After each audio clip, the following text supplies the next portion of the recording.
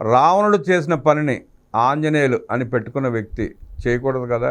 శ్రీరాముడి కోసం, సీత జాడ కోసం కష్టపడిన మహోన్నత రామాయణ పాత్ర పేరును పెట్టుకొని జగన్నాసురుడి నమ్మిన బంటుగా మారి మెప్పు కోసం మహిళనే కనికరం కూడా లేకుండా కాదంబరిని అక్రమంగా ఖైదు చేసి దుర్మార్గంగా హింసించి అధికారం శాశ్వతమని తలచి తన కర్మను తలుచుకుంటూ వగచుకుంటూ ఎదురుచూపులు చూడాల్సిన దుస్థితి ఏర్పడింది.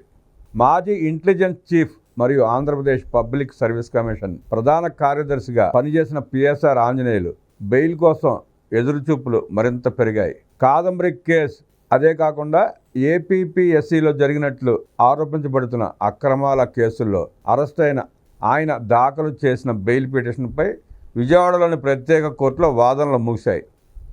అయితే న్యాయమూర్తి తీర్పును ఈ నెల 9వ తేదీకి వాయిదా వేయడంతో ఆంజనేయులు మరికొంతకాలం జైల్లోనే ఉండాల్సిన పరిస్థితి ఏర్పడింది. ఈరోజు కోర్టులో జరిగిన వాదనల్లో ఆంజనేయులు తరపున న్యాయవాది ఆయన తరపున గట్టిగా వాదించారు.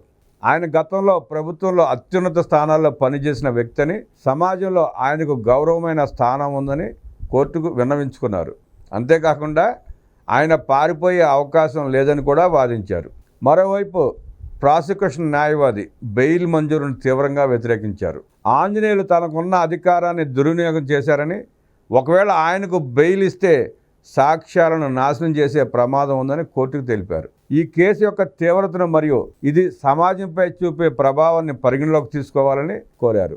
ఇరువైపుల వాదనలు విన్న న్యాయమూర్తి అన్ని అంశాలను పరిశీలించిన తర్వాత తీర్పును వాయిదా వేస్తున్నట్లు ప్రకటించారు. తదుపరి విచారణ మరియు తీర్పు వెలువడే వరకు ఆంజనేయులు జ్యుడిషియల్ కస్టడీలోనే ఉండనున్నారు.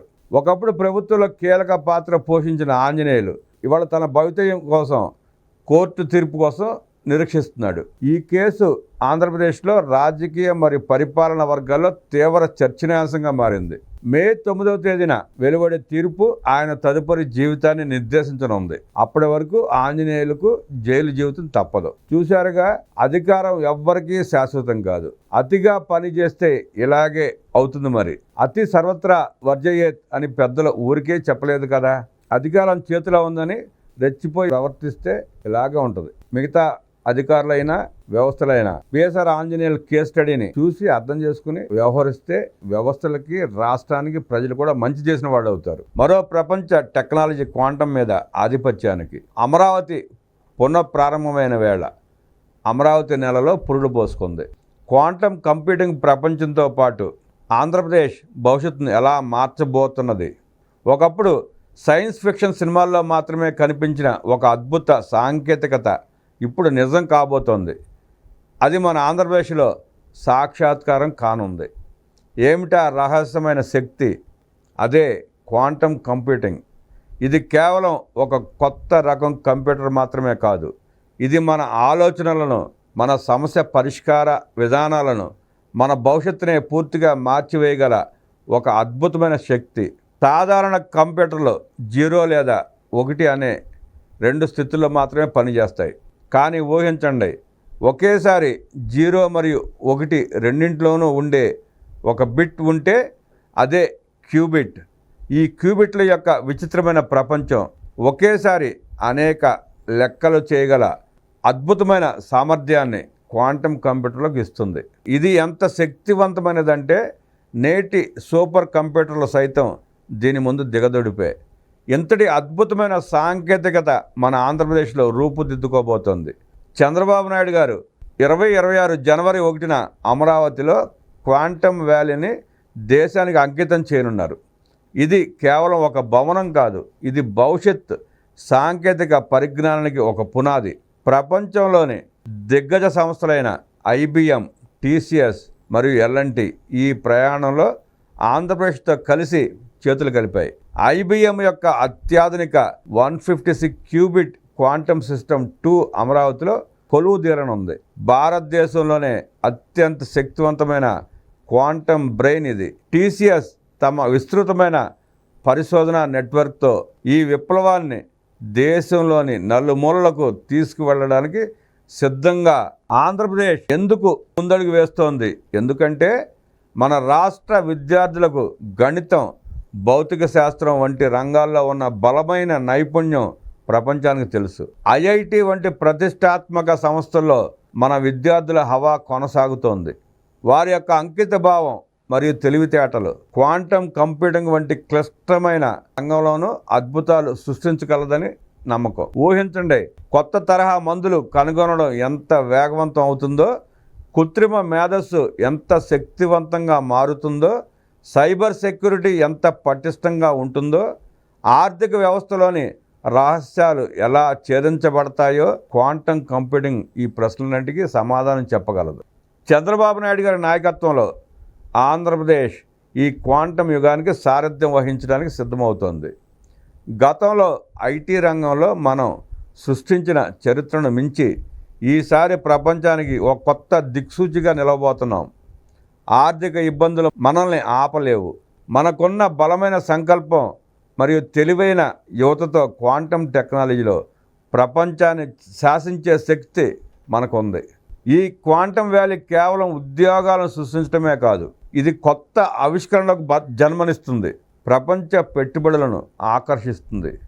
అదే కాకుండా భారతదేశాన్ని సాంకేతిక ప్రపంచ పటంలో ఒక శక్తివంతమైన శక్తిగా నిలబెడుతుంది. కాబట్టి సిద్ధంగా ఉండండి. ఆంధ్రప్రదేశ్ ఒక అద్భుతమైన భవిష్యత్తులోకి అడుగు పెట్టబోతోంది. క్వాంటం రంగంలో ఇది కేవలం ప్రారంభం మాత్రమే.